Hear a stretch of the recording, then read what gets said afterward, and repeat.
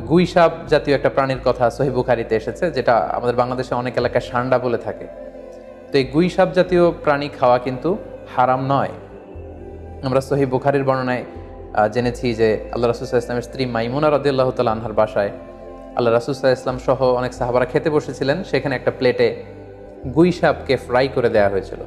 তো রাসূল সাল্লাল্লাহু আলাইহি ওয়াসাল্লাম খেয়াল না করে সাধারণ গোশত মনে করে সেখানে তিনি হাত দিচ্ছিলেন। তখন অনেক সাহাবারা, মহিলা সাহাবারা বললেন, ইয়া রাসূলুল্লাহ, এটা তো দব, এটা তো গুই সাপ।